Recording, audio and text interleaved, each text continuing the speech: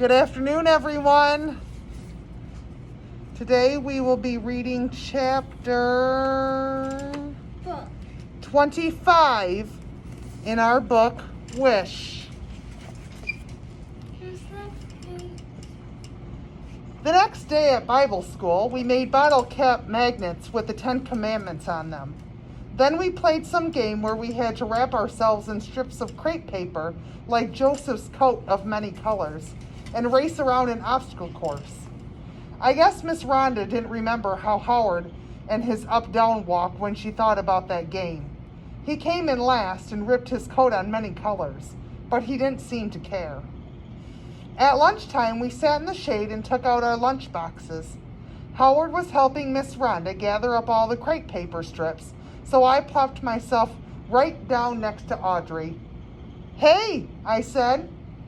"Hey," Audrey said, and then she scooted closer to a girl named Lainey, who had scabs all over her legs. I couldn't believe she'd rather sit close to a scabby-legged girl than me, but I guess she did. I told her I was sorry about that kicking and shoving, hadn't I?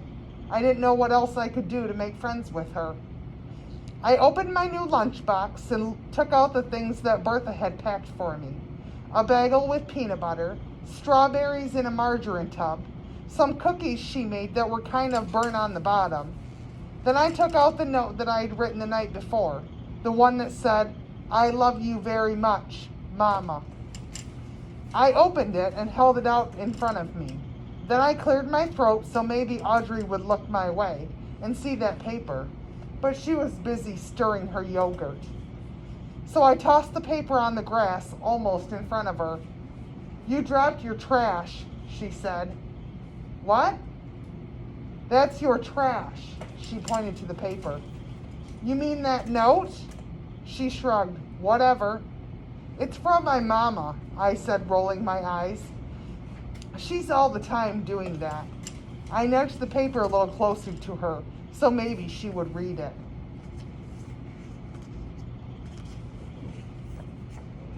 "I thought you lived with your aunt and uncle," she said. "Well, not all the time. I mean, most of the time. But my mama comes to visit me a lot, and she's always writing me these notes." I knew my face was beet red, so I kept my eyes to the ground. Audrey made a face. "You're not supposed to lie at vacation Bible school." She said the word Bible real loud and mean-sounding. Before I knew it, I was standing over here with my fists balled up and my heart beating like crazy. I felt red-hot anger settle over me like a blanket. I wanted to stomp on her perfect sneakers. I wanted to yank those butterfly barrettes out of her hair. But then Howard came up from behind me saying, "Pineapple, pineapple, pineapple." Audrey grabbed her yogurt and lunchbox and stood up. "Y'all are crazy," she said, and stormed off towards the church. "What the heck, Charlie?" Howard said. "You gonna smack somebody at church? Really?" I dropped back down to the grass and began throwing my bagel and stuff in my lunchbox. Howard sat beside me. "Why are you so mad?"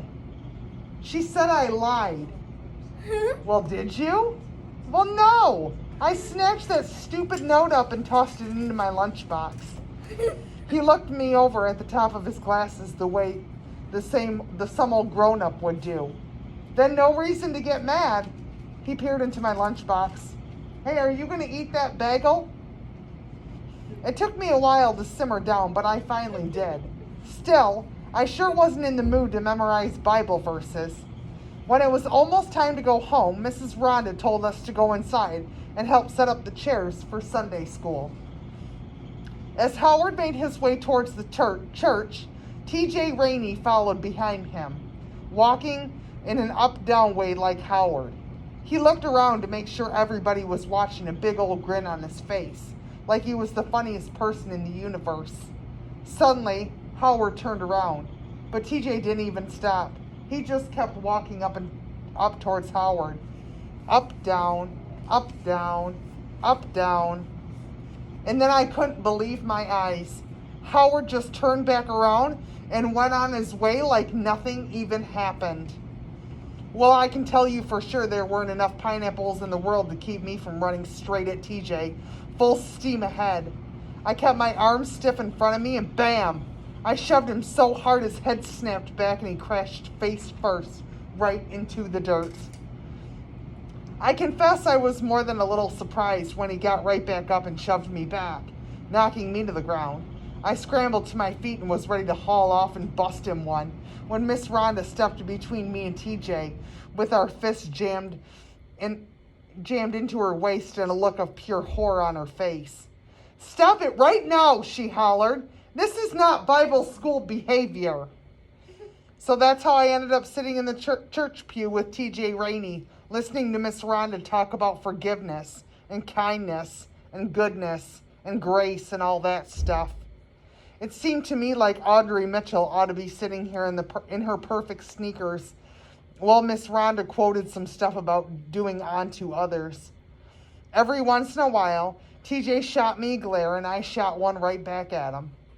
When Bertha came to pick me up, Mrs. Rhonda had to go and tell her what happened. Bertha nodded and said, "Oh dear," and "Yes, ma'am," and "I sure will." And then we rode home in silence. Mama would have been hollering at me the whole way home, asking me what in the world was wrong with me, and can't I go one darn day without causing any trouble? But not Bertha.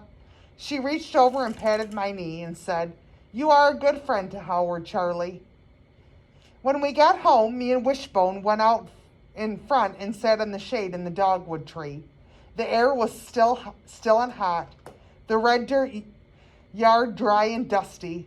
Bertha's flowers by the front door spilled over the sides of the flower pots and dropped onto the ground.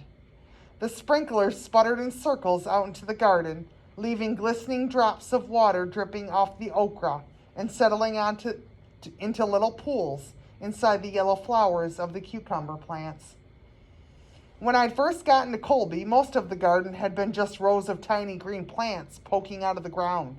But now, plump red tomatoes grew farther every day. Yellow flowers turned into bright green zucchini, and pole beans hung in clusters from vines that staked up twine to form leafy teepees. A blue jay landed in the yard near us, and Wishbone, ears perked up. He cocked his head and watched that bird hop in and out of the marigolds along the fence. I put my arm around him and rubbed his long velvety ears between my fingers. He licked my face, his tail swishing back and forth on the dusty ground. "I swear that dog loves you to pieces," Bertha kept telling me. And I don't believe it was true. He'd gotten to where he wouldn't let me out of his sight, following me around from room to room, laying by my chair at the kitchen table, sleeping with his head on my feet on the front porch. I didn't even need to keep him on a leash out in the front yard anymore. He stayed right by my side everywhere I went.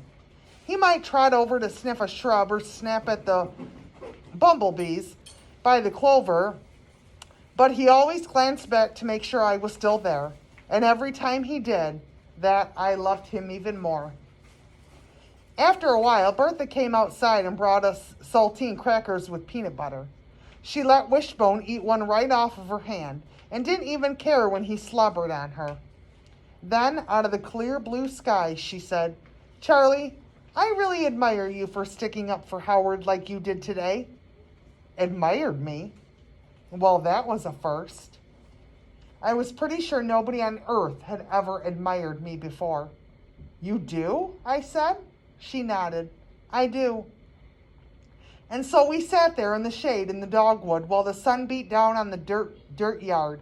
Bertha told me a story about when she and Mama were little and the girls went to a lake one summer. Carla had never been in water deeper than a bathtub in her life, Bertha said. So when she fell off the dock and into that murky water, everybody went crazy. But I swear she popped right back up like a cork without so much as a sputter, and just then floated on her back staring up at the sky while everybody ran up and down the dock hollering and carrying on like my Uncle Jared jumped in after her and ruined his brand new wristwatch. Bertha chuckled and swatted at gnats that were hovered over Wishbone as he slept. That girl was a walking wonder sometimes, she said. Of course, I couldn't help but ask myself how a woman who could get out of bed and get her feet on the ground could be a walking wonder, but I was still basking in the glow of being admired.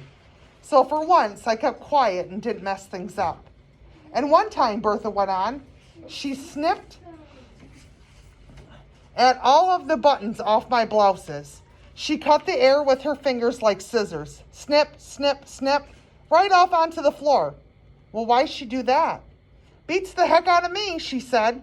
She did the craziest things you ever saw. She reached over suddenly and grabbed my knee. Well, not crazy, but you know, kind of, well, odd.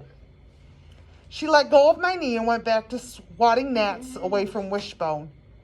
About the only thing I remember our poor mama ever saying was, Carla, stop that.